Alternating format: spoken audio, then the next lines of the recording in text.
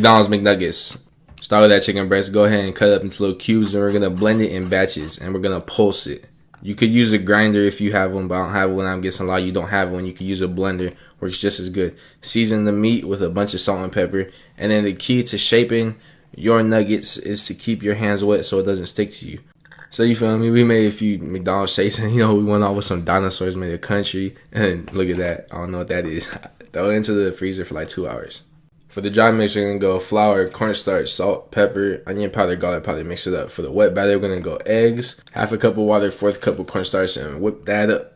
Then once your nuggets are hard, we're going to go dry, wet, and then leave on there. And then once you do that, you're going to heat up some oil. Once it bubbles around the stick, the wood, the chopstick, throw them into the oil.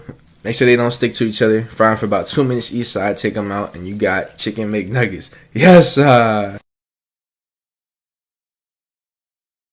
Alright guys, so we're gonna make a salt bed right now. Alright guys, so we're gonna lay it on there, just like that. Alright, now we're just gonna put salt all over it. Alright, we're gonna let that sit for 10 minutes. And while you wait, you can do things like this.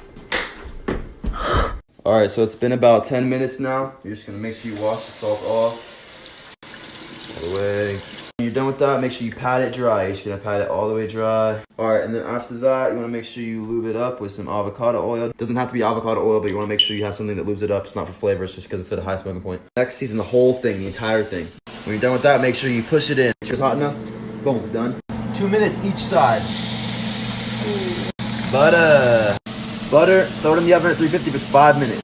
Ooh, baby. Alright, you wanna foil it for 15 minutes. Alright. Ooh. Oh, wow.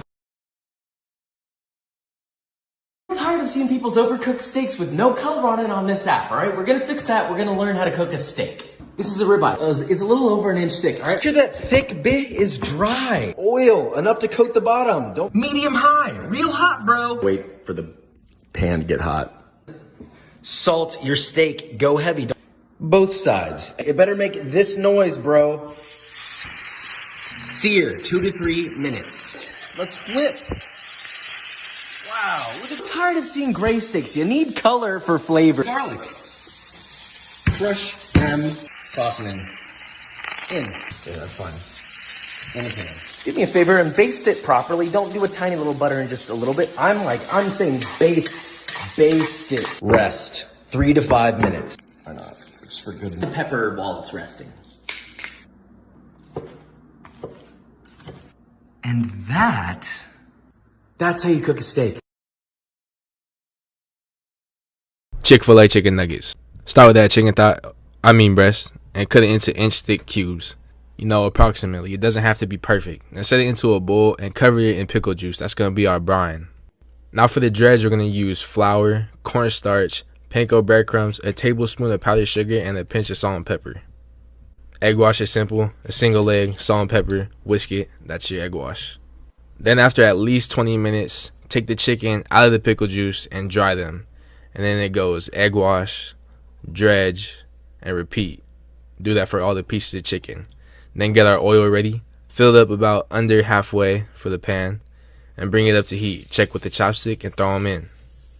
Remember, if the oil gets a little too crazy, you could always turn down the heat to bring it under control. Then get your paper towel lined plate ready.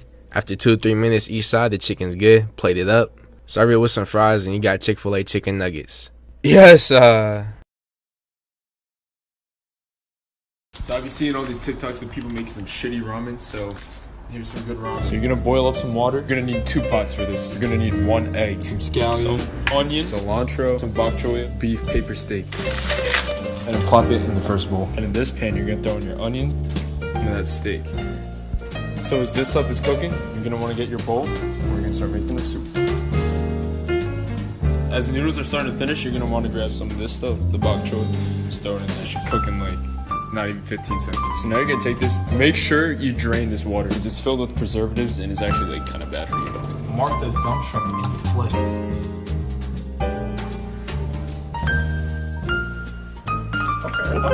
Okay. Oh shit! You got the eggs on there? God damn, this shit is good, yo. Fire.